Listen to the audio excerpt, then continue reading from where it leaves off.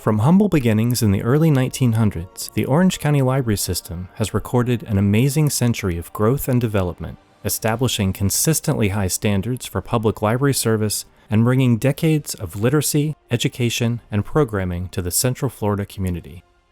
While it's impossible to cover everything in the library's history, this retrospective, narrated by past and present staff members, is an effort to recognize some of the most noteworthy milestones and transformative periods of the first 100 years. In 1919, the mayor of Orlando secured a site for a public library. The lot at the time, the first tee of a golf course running along the north side of Lake Eola, was at the corner of Central Boulevard and Rosalind Avenue. Orlando's population was approximately 10,000 in 1922, when the citizens passed a bond issue to pay for the construction of the library building. The 11,000 square foot building cost $110,000 to create. On November 8, 1923, the doors opened for the first time. Charles Albertson had donated half of the library's 21,000 books, and the library was named the Albertson Public Library in his honor. In 1924, the Booker T. Washington Library became the first branch. It was housed in what had been the rectory of the St. John's Episcopal Church. Along the Rosalind side of the building, a garden and special entrance to the children's department were added in 1935. In 1938, the Colonial Town branch was opened, followed by the opening of the Grand Avenue branch in 1942. Both libraries were housed in the women's clubs. In 1943, the library's first director, Olive Brumball, retired after 20 years of service. The new director's name was Clara Wendell. Ms. Wendell would oversee the library for the next 27 years. The Friends of the Library Group was founded in 1949. Later that year, the Friends, along with the Cirrhosis Club, were instrumental in establishing the first countywide book mobile service in the state of Florida. The College Park branch was opened on Smith Street in 1950. In 1954, the Booker T. Washington branch moved to the building built by the city. The branch remains open at the site on West Jackson Street for the next 30 years. The number of staff members in the Albertson Library reached 40 in 1959, up from the total of 10 just 15 years earlier. In 1962, approval was given to construct a new main library building, and the city acquired additional land adjacent to the original building. 2 years later, a city ordinance was passed stating that all land owned or acquired by the city within a block of Central, Rosalind, Wall, and Magnolia be used for library purposes only. John M. Johansson, an architect from Connecticut, is selected to design the new library building in 1963. Also that year, Orange County voted to be taxed for free library service for county residents outside of Orlando, Maitland, and Winter Park. In 1964, 41 years after opening, the Albertson Library closed. The library moved to temporary quarters at 905 North Orange, opening to the public after transporting 100,000 books and several tons of equipment out of the soon-to-be-demolished old building. Later that year, the groundbreaking for the new building took place. By early 1965, the Pine Hills, North Orange, West Orange, Fort Gatlin, and Azalea Park branch were up and running. That same year, the City Council approved the name of the new library building to be Orlando Public Library. The dedication of the Orlando Public Library took place in 1966. John Johansson called his building design a composition in monolithic concrete. Meanwhile, the library system topped 1 million in annual circulation for the first time. In late 1966, the main library building became departmentalized. Areas included general information and reference, fine arts, business, science and technology, local history and genealogy, and young adults. Clara Wendell retired in 1970, having overseen enormous growth and the opening of the new building. Glenn Miller then began what would be a 25-year career as director. Miller would ultimately oversee successful efforts to establish the library's special taxing district and the expansion of the main library, as well as initiating the popular Books by Mail program. When he retired in 1995, the Orange County Library System had expanded to include 11 branches across the county. In late 1973, the Books by Mail program was initiated. In 1974, 9,000 requested items were sent to patrons. The popularity of this program will increase so much over the next 30 years that by 2003, 9,000 items were being sent out each week.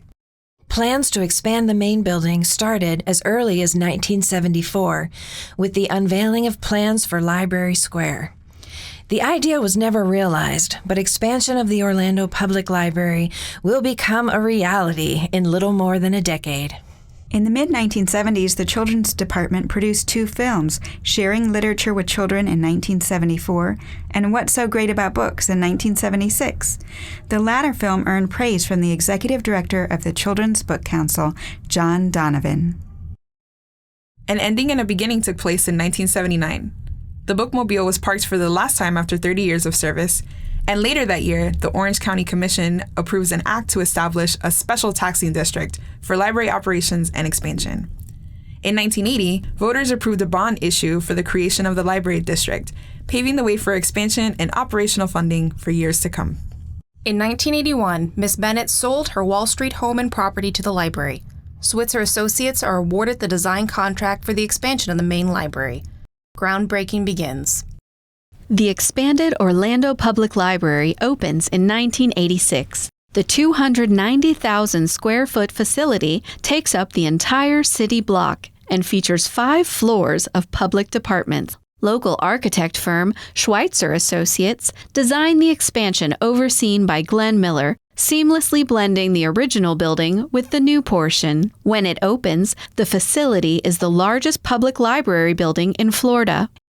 Included in the newly expanded Orlando Public Library is a used bookstore overseen by the Friends of the Library. The Friends organization was formed in 1949 to increase awareness and use of the library. Throughout their history, the Friends work to encourage donations, endowments, and bequests for the benefit of the library, sponsor countless programs and activities, and provide scholarship opportunities for qualifying employees to further their information and library science education. The opening of the Washington Park branch combined the collection of Washington Shores branch and the Booker T. Washington branch in 1984. The Booker T. Washington branch thus concluded a 60-year run. In 1995, Dorothy Field becomes the 4th director of the Orange County Library System. Under her leadership, the library brings public internet access computers to all locations and introduces a new children's department on the 1st floor of the main library, adorned with large art installations inspired by children's literature. The library also initiates a web presence and constructs 3 prototype branches during Field's tenure. In 2002, Marianne Hodel becomes the director and CEO of the Orange County Library System. She introduces new branding and marketing efforts, including the introduction of the Books and Beyond monthly magazine. Hodel oversees floor-by-floor interior renovations of the main library, the initiation of technology training for customers, the development of numerous online services, the expansion of branches, and the emergence of the Melrose Center. When she retires in 2022, OCLS is a multi-award-winning library system. In 2003, Library Central opens on the 1st floor of the main library and includes a performance stage and dedicated teen area. Other floors of the main library are renovated in years to come, including the Friends of the Library bookstore on the 3rd floor. In 2004, the library begins to focus on technology training for patrons system-wide. By the end of the decade, classrooms have been constructed on the 2nd floor of the main library and in branches across the county, where technology trainers offer hundreds of classes each month. Customers are able to place requests for home delivery via the library website, which also offers access to a multitude of databases, ebooks, and music. In addition to a continued focus on children's programming, the library begins to bring a variety of adult events and programs to locations, ranging from concerts, author appearances, cooking demonstrations, and cultural celebrations. In 2014, the Dorothy Lumley Melrose Center for Technology, Innovation, and Creativity opened for the first time thanks to a generous donation from the Kendrick B. Melrose Family Foundation. The center, a 26,000 square foot facility located on the second floor of the main library, was named after Ken's mother, Dorothy, who was an educator and library supporter with a keen interest in technology during her lifetime. The Melrose Center features audio, photo, and video studios, a makerspace, sound booths, simulators, and computers loaded with creative software.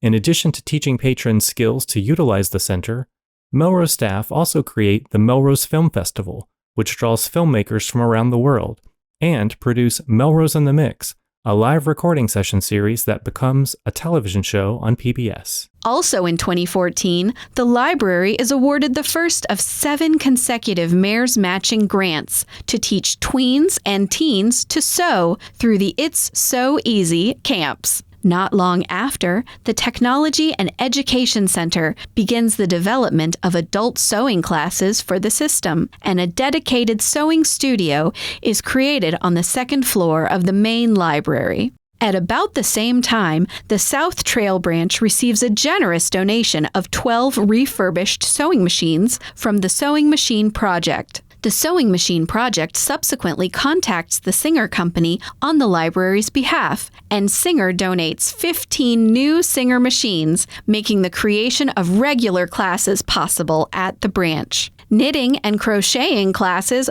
are eventually developed by TEC for the system. In the ensuing years, 8 locations offer sewing and fiber arts classes, aided by donations of sewing machines provided by the Friends of the Library. Loyal communities of sewing enthusiasts grow across the county. In 2022, sewing and fiber arts classes system-wide see more than 7,300 attendees. In 2015, OCLS partners with Orange County Public Schools to initiate Summer Break Spot at the Hiawassee and South Trail branches. The program is sponsored by the Florida Department of Agriculture and Consumer Services and offers children 18 and under free meals during the summer. In 2016, the program grew to include the Chickasaw and Edgewater branches. By 2020, 6 branches are hosting summer break spots. Over its first 8 years, more than 165,000 meals are served as part of Summer Break Spot, which was awarded the Innovation in Operation Award from the Florida Department of Agriculture and Consumer Services. In 2015, for English classes, an ESOL specialist is hired to develop and teach classes at the Southeast branch. Several more ESOL instructors are hired over the ensuing years to offer classes across the system. Online ESOL classes are introduced during the pandemic and still continue to be scheduled along with in-person classes. By January 2023, ESOL classes system-wide are drawing 2,000 attendees monthly. The Events and Programs Department continues to facilitate system-wide events in person and online throughout the library's 10th decade, bringing scores of attendees into locations or to their computer screens to enjoy entertaining and informative programming. Events held each February as part of the National African American Read-In draw hundreds of attendees. The annual Orlando Book Festival also proves popular. In 2023, more than 700 attend the festival, which is headlined by author R.L. Stine. The Marketing and Public Relations Department initiates the Local Wanderer program in 2019, allowing patrons to check out tickets to cultural events and experiences, just like they check out a book. NPR also establishes a style brand book for staff to bring consistency to system-wide marketing efforts. Throughout NPR's efforts, connections with numerous media outlets are fostered, including a series of features about OCLS services that airs on local CBS affiliate WKMG. The main library's circulation department begins processing passports for patrons in October 2019. By 2023, nearly 700 passports have been processed.